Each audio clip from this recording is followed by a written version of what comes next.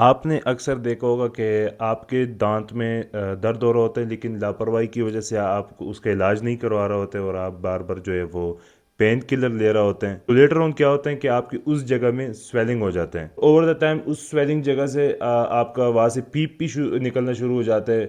तो इस चीज़ को मेडिकल टर्म में डेंटल एब्सेस कहा जाता है। तो डेंटल एब्सेस को आज हम थोड़ा सा डिटेल में डिस्कस करेंगे। हम डेंटल एब्सेस के कोर्सेज को देखेंगे और कॉम्प्लिकेशंस को देखेंगे और एंड में हम ट्रीटमेंट को देखेंगे। So therefore make sure to watch this video till the end. और अगर आपने अभी तक मेरे चैनल को सब्सक्राइब नहीं किया तो काइंडली मेरे चैनल को सब्सक्राइब ही करें। अस्सलाम वालेकुम दोस्तों, मैं हूं डॉक्टर हारून। उम्मीद करता हूं आप सब ठीक होंगे, खरीद से होंगे। तो आज मेरा टॉपिक है अबाउट डेंटल एब्सेस। तो नाजरीन, डेंटल एब्सेस हमारे पास दो किस्म के होते हैं। एक हमारे पास है पेरिडोंटल एब्सेस और दूसरा हमारे पास है पेरिएपिकल एब्सेस।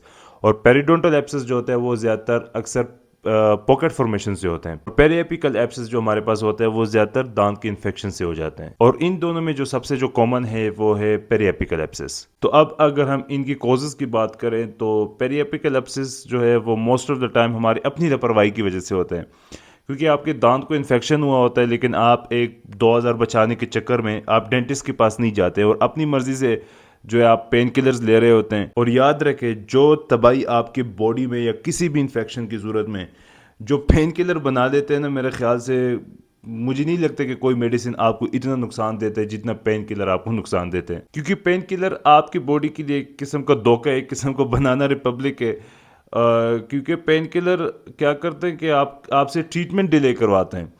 और मसलन आपके जिस दांत पे आपको दर्द है, जाहिर सी बात है वहाँ पे जो बैक्टीरियाज ने जो अटैक किया हुआ है, तो पेन किलर क्या करता है, आपकी उस जगह को सुन कर देते हैं।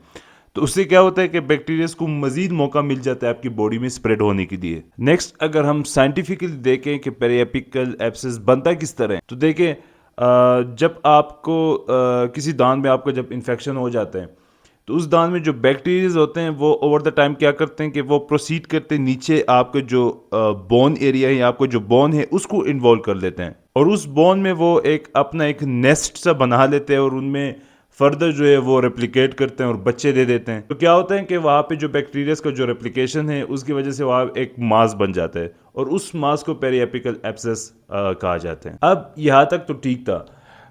अभी भी हमारे पास मौका है इस इन्फेक्शन को कंट्रोल करने के लिए।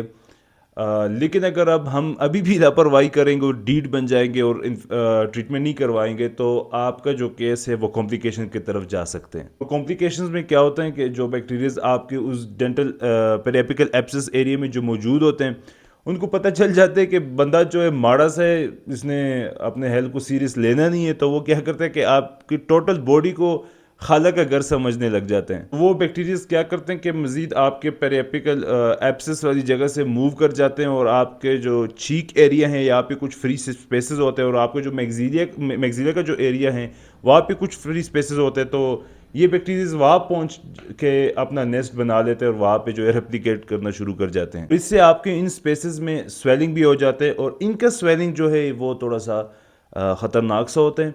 क्योंकि अगर इन्होंने आपका चीक एरिया या नेक का एरिया अगर इन्होंने इन्वॉल्व किया तो उससे क्या होता है कि आपका जो सांस का नाली है वो बंद हो सकता है। और अगर आपका इन्होंने मैक्सिला इन्वॉल्व कर लिया तो उससे क्या होता है कि आपका जो आई ओपनिंग है वो कम्प्रोमाइज हो सकते हैं और इसके साथ साथ आपका जो माउथ ओपनिंग है वो भी लिमिटेड हो सकते हैं। और इसके अलावा आपको शदीद पेन भी हो सकते हैं और एक लंबे अरसे तक आपको बुखार जो है वो भी हो सकते हैं। तो चलो दोस्तों, अब ट्रीटमेंट के हवाले से ज़रा बात करते हैं। तो ट्रीटमेंट में मोस्टली हम 3 स्टेप्स को फॉलो करते हैं। सबसे पहले, अगर जिस जगह पे स्वेलिंग है उसको हम ड्रेनेज करेंगे और ड्रेनेज बहुत ही ज़रूरी है, क्योंकि अगर हम उस जगह की ड्रेनेज नहीं करेंगे तो एंटीबायोटिक्स किसी काम के नहीं होंगे। क्योंकि जिस जगह पे आपका स्वेलिंग होता है तो क्या होता है कि उस जगह पे जो जो आर्टरीज होती हैं उस जगह के इर्द गिर्द वो कंप्रेस हो जाती हैं। तो जाहिर सी बात है कि हम जो मेडिसिन जो ले लेते हैं, जो एंटीबायोटिक्स जो हम लेते हैं, वो जाहिर सी बात है कि हम ओरली लेते हैं। तो वो उन्होंने उस टारगेट में पहुंचने के लिए खून का ज़रिया उन्होंने यूज़ करना है। तो जाहिर सी बात है जब वहाँ पे आर्टरीज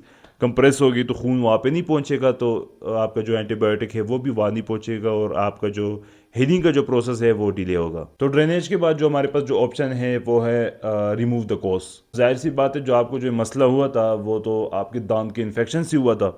तो आप तो या तो उस दांत की आरसीटी करवा लें अगर पॉसिबल है, अगर नहीं है तो फिर आप उसको एक्सट्रैक्ट करवा लें। एंड लास्टली ड्रेनेज और कॉज को रिमूव करने के बाद हम अगेन पेशेंट को एंटीबायोटिक्स पे रखेंगे, क्योंकि जो थोड़ा बहुत जो इन्फेक्शन है उनको भी जाहिर सी बात है उनको तो हील होना है। तो हम कुछ अरसे तक तकरीबन 1 वीक तक तकरीबन हम अगेन पेशेंट को जो है वो हम एंटीबायोटिक पे रखेंगे। So that's it. उम्मीद करता हूँ कि आपको काफ़ी फ़ायदा हुआ होगा इस वीडियो से। इंशाल्लाह मुलाकात होगी अगली वीडियो में, तब तक अपना ख्याल रखें। That's it. अल्लाह हाफिज़।